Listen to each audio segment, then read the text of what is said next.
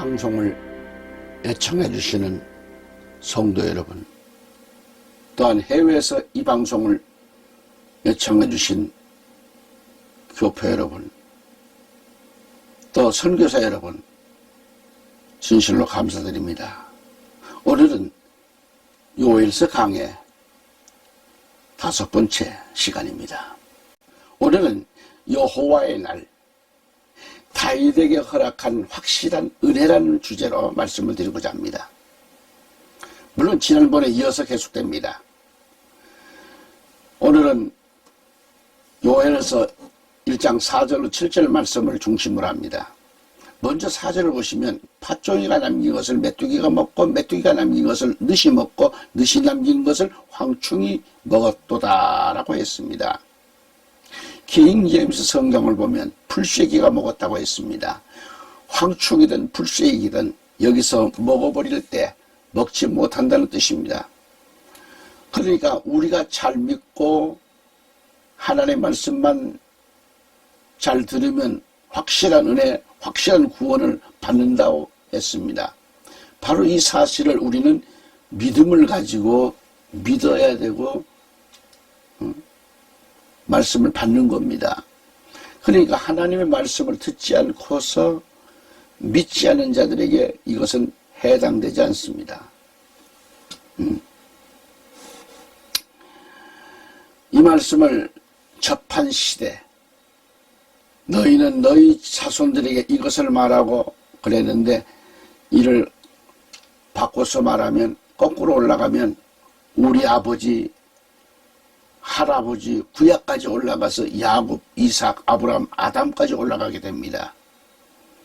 이렇게 올라가도 이런 일이 있었느냐는 거죠. 그토록 무서운 재앙이 이 땅에 이루어진다라는 말씀입니다. 아담까지 거슬러 올라가서 보면 앞으로 닥칠 재앙과 같은 큰 재앙이 없었다는 거죠. 그런데 그 무서운 대재앙이, 아니 전무후무한 재앙이, 심판이 이 땅에 이루어지겠다는 것입니다. 오늘날 우리 교회들이 이러한 대재앙이 닥칠 것이라고 하나님은 말씀하고 있는데도 불구하고 우리 한국교회가 목회자들이 이 말씀을 전하고 있는지 모르겠다 이 말이죠. 아마도 없다고 봅니다.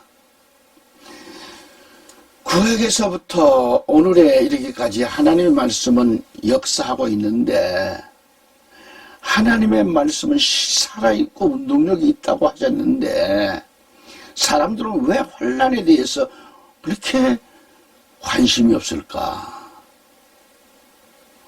아니, 목회자들은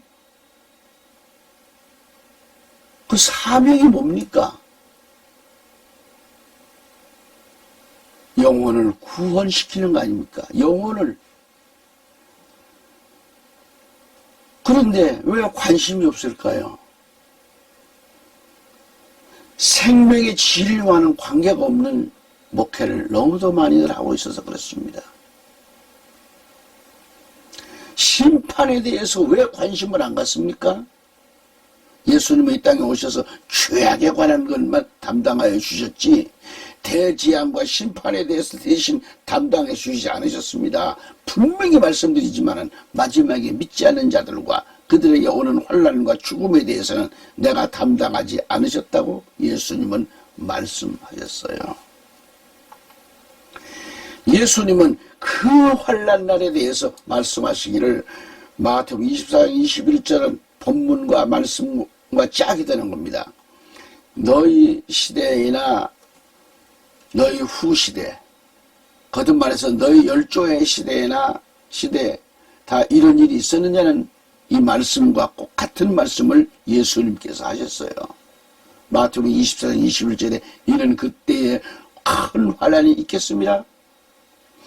창세로부터 지금까지 이런 환난이 없었고 후에도 없으리라 하셨습니다. 이 말씀이 뭐예요? 요엘 선지자가 한 말과 꼭 같은 말씀이에요. 짝이 됩니다. 짝.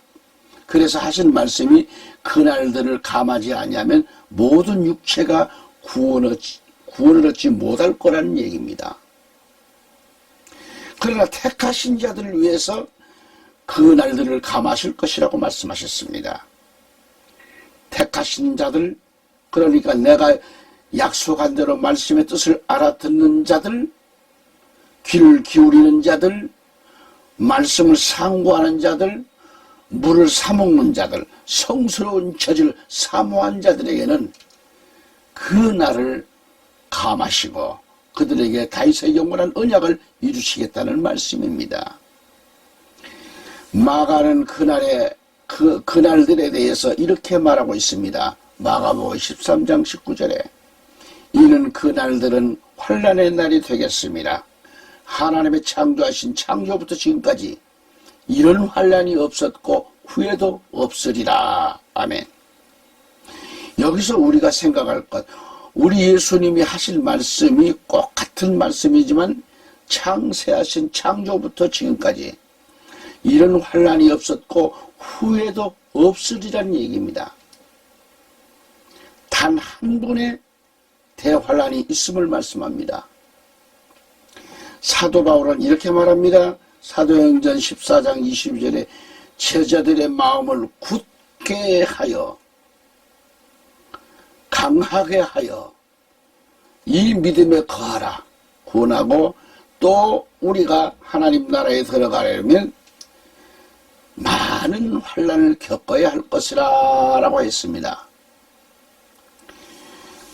킹 제임스 성경을 보면은 제자들의 혼을 감격해 해주고 혼을 감격해 해줍니다.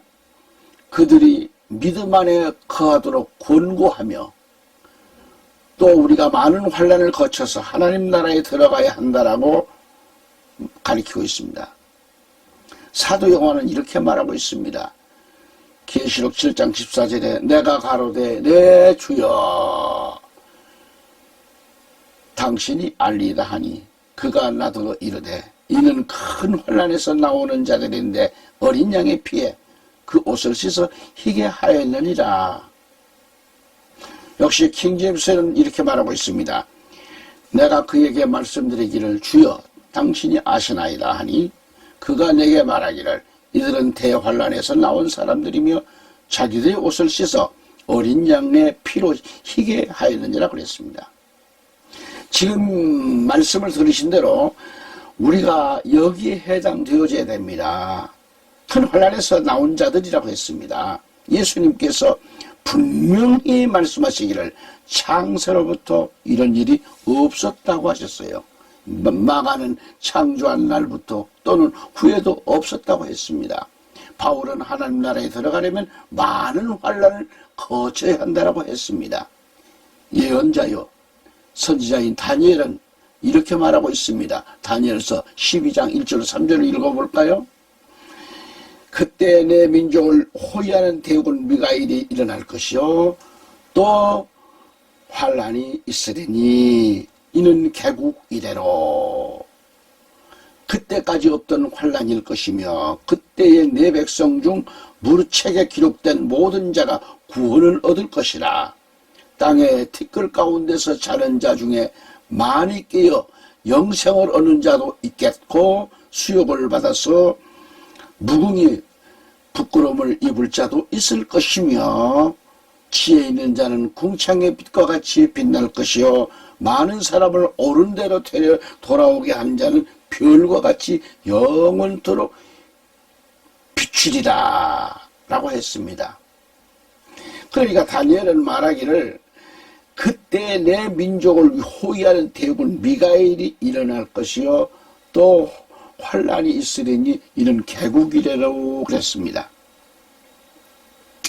개국이래로 그때까지 없던 환난이라고 했습니다. 그러나 책에 기록한 모든 자는 구원을 얻는다고 했어요. 이름이 생명책에 기록된 자들은 구원을 받는 거라고.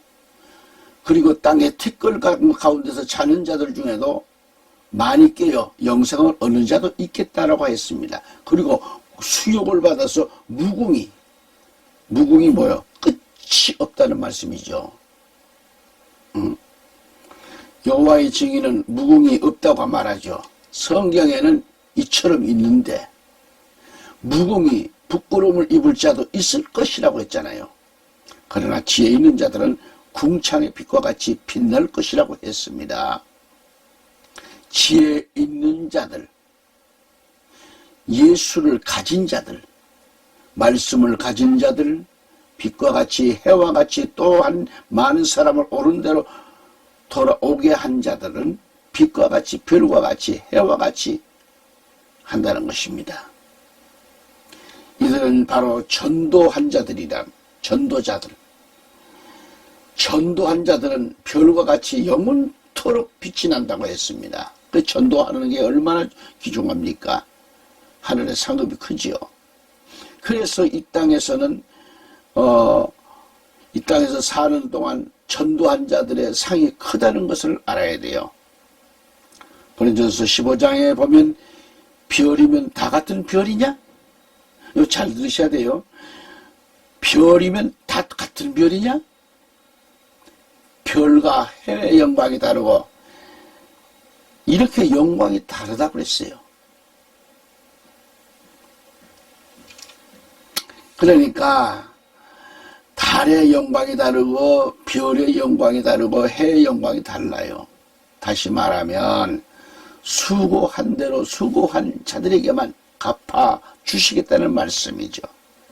똑같은 신자일지라도 정말 성스러운 종과 미련한 종과는 엄청난 차이가 있는 거죠.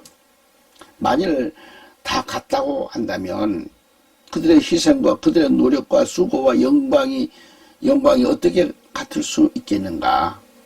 분명히 다르다고 하셨습니다. 여기 생명체에 기록되어진 자들만이 구원을 받기 때문에 우리가 불안의 대상이 되어서는 안 될 것입니다. 오히려 불안한 그 사람이 이상한 거죠. 선지자 에스겔은 에스겔서 13장 8, 9절에 이렇게 말씀합니다. 그러므로 나 주 여호와가 또 말하노라. 너희가 허탄한 것을 말하며 거짓 것을 보았은즉 내가 너희를 치리라. 나 주 여호와의 말이니라. 내가 너희를 치리라. 그 선지자들이 허탄한 묵시를 보며 거짓 것을 점쳤으니 내 손이 그들을 쳐서 내 백성의 공회에 들어오지를 못하게 하며 이스라엘 족속의 호적에도 기록되지 못하게 하며 이스라엘 땅에도 들어가지를 못하게 하리니 너희가 나를 여호와인 줄 알리라 그랬습니다. 여기서 허탄한 말이란 뭐예요? 잘못되고 거짓된 것, 허탄한 것. 정신 차리지 않으면 우리도 그렇게 될 수가 있습니다. 바로 이 거짓된 것을 보았은즉 내가 너희를 치리라. 나 주 여호와의 말이니라. 그 선지자들이 허탄한 묵시를 보며 마지막 때 허탄한 묵시를 본다는 겁니다. 허탄한 묵시는 말씀을 잘못 전하는 것을 가리킵니다. 말씀을 잘못 가리키는 거예요. 그대로 본대로 전하지를 아니하고 허탄한 묵시를 전하고 있습니다. 거짓을 전하고 예수를 팔아서 점치는 무당이 있습니다. 점치는 것 아주 자손만대 영원히 저주받을 엄청난 큰 죄악입니다. 하나님은 내 손이 그들을 쳐서 내 백성의 공회에 들어오질 못하게 하며 그랬어요. 이는 점치로 다니다가 천국에 못 들어가게 된다는 말씀이죠. 공회에 내 백성이 들어와야 할 것인데 점보러 다니고 허탄한 묵시나 보고 다니니 이것은 결국 천국에 못 들어간다는 말씀입니다. 그래서 이들은 이스라엘 족속의 그 멤버, 호적에 기록되지를 못하게 된다는 것입니다. 그래서 이 예언이 아주 안 좋다는 말씀이죠. 괜찮다는 말은 성경에 한 군데도 없습니다. 예수 점쟁이를 허용된 곳이 한 군데도 없습니다. 여기 보면 얼마나 중요한 말씀인가? 호적에 기록되지를 못하게 한다고 했습니다. 그렇다면 어떻게 할 것인가? 어떻게 하면 좋겠어요? 허탄한 묵시를 보며 거짓 것을 첨쳤으니 이는 바로 여호와의 선지자들이 그랬다라는 것입니다. 이를 우리는 알아야 돼요. 그들은 하나님의 선지자라고 말은 잘하지만 그들의 말은 말할 때마다 여호와께서 하나님께서 지금 말씀하신다고 입버릇처럼 놀려듭니다. 그러나 하나님께서는 나는 그렇게 말씀하시지 않았다라고 했습니다. 그래서 우리는 정신을 바짝 차려야 되겠죠. 설교 정신 차리고 해야 됩니다. 성도 눈치나 봐가면서 성도들 비유나 맞춰주는 하나님께서 원하시는 강한 메시지는 한 번도 전하지 않고 거라지 성경 전체에 축복 얘기만 골라가지고 설교해서 성도들을 붕뜨게 만들고 이게 되겠어요? 그게 호적에 올라가겠어요? 하나님 생명책에 기록이 될 것 같습니까? 호적에 기록 못 돼요. 그리고 이스라엘 땅, 이 가나안 천국에도 들어갈 수가 없어요. 그래서 너희가 나를 여호와인 줄 알리라고 엄히 말씀하셨습니다. 오늘날 목회자들 보면 정신없는 사람들 참 많습니다. 오늘 여기서 또 말씀을 접습니다. 할렐루야. 전국에서 해외에서 이 요엘서 강해를 예청하신 성도 여러분들 진심으로 감사드리며 다음 시간 또 뵙겠습니다. 할렐루야.